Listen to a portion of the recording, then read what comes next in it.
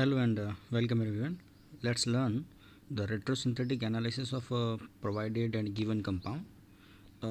This is a bicyclic molecule and it is a conjugated carbonyl.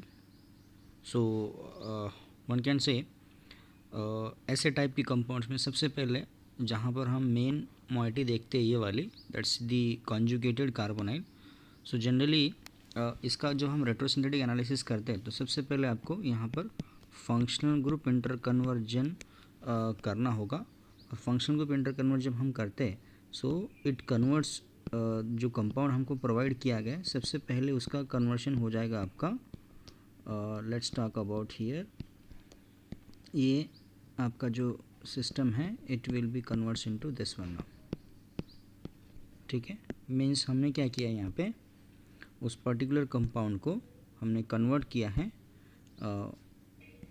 Means I will just do the क्या किया मैंने यहाँ पे even C B mechanism के through हमने इसको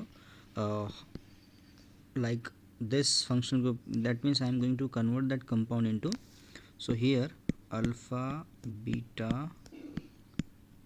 अनसैचुरेटेड कॉन्जुगेटेड है ना आपका कंपाउंड, कॉन्जुगेटेड कंपाउंड है आपका कार्बोनिल कंपाउंड. तो हमने उसको अभी क्या किया है, उसको हमने कन्वर्ट किया है बीटा हाइड्रोक्सी कार्बोनाइल में कन्वर्ट किया है इसको. ठीक है. Now later on what happen to this. Next step में क्या होना चाहिए आपका, नेक्स्ट स्टेप में हम इसको ब्रेकिंग करेंगे और आपका जो ब्रेकिंग है वो इस तरह से होना चाहिए कि इसमें आपको फ्रैगमेंट्स मिले, right. So here I am going to do the retrosynthetic analysis from particularly this two systems like here and like here. So it converts into the two synthetic equivalents. एक तो मेरा डाइकार्बोनिल बनेगा यहाँ पर, ठीक है, और एक केस में मैं इसको बना सकता हूँ alpha beta unsaturated carbonate. So ये दो सिंथेटिक इक्विवेलेंट रहेंगे because such a compounds are prepared by one very well known synthetic method that is called Robinson analysis, Robinson annulation. उसके अकॉर्डिंग हम इसको समझ सकते हैं. ठीक है. सो मीन्स फर्स्ट आपने क्या किया है, फंक्शन ग्रुप इंटर कन्वर्जन किया है और फिर हमने सी बॉन्ड का क्लीवेज किया है, सी बॉन्ड का डिस्कनेक्शन किया है और आपको दो फ्रैगमेंट मिलेंगे. इस केस में जो दो फ्रैगमेंट आपको मिलते हैं उसके अकॉर्डिंग हम यहाँ पर इसका देख सकते हैं. अब हमको मैकेनिज्म अगर हमको देखना है, want to see the way, so what will the mechanism of this reaction. Okay, so you know about the Robinson annulation. सबसे पहले क्या होना चाहिए आपका, माइकल होगा यहाँ पर. Now this is what my carbonyl compound plus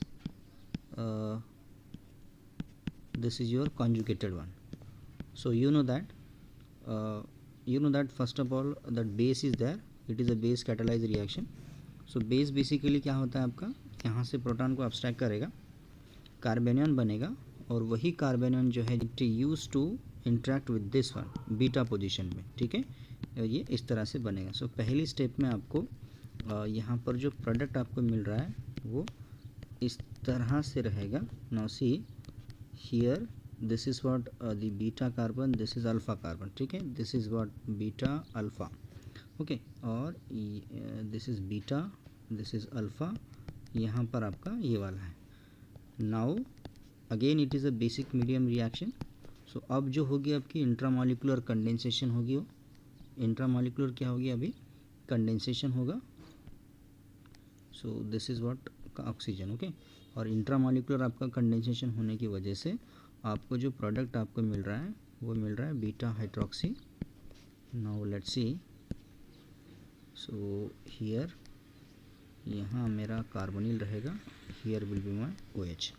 now that compound is undergo the elimination of water, that's called the even CB mechanism and converts into the target molecule. ठीक है, और आपका टारगेट मॉलिक्यूल क्या है, सो target molecule is the conjugated carbonyl. So likewise हम इस compound का retrosynthetic analysis जो है वो हम कर सकते हैं. This is your target molecule.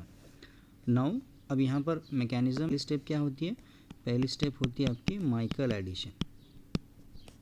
Okay, पहली स्टेप आपकी क्या होगी, that's called the Michael addition. दूसरी स्टेप क्या होती है आपकी, दूसरी स्टेप जो है ये है, इसको कहा जाता है इंट्रामॉलिक्यूलर एल्डोल कंडेंसेशन। इसको हम क्या बोलेंगे, इंट्रामॉलिक्यूलर एल्डोल कंडेंसेशन, ठीक है। और तीसरी जो स्टेप यहाँ पर आपके सामने हुई है जिसको कहा जाता है कॉन्जुगेट बेस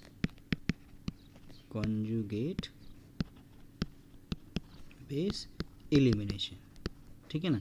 तो इस तरह से 3 स्टेप का ये मैकेनिज्म हुआ and the very well known reaction that's called the Robinson emulation, ठीक है। तो ऐसे आप इसको रेट्रोसिंथेसिस कर सकते हैं। तो जनरली रेट्रोसिंथेसिस में 2 स्टेप होती है।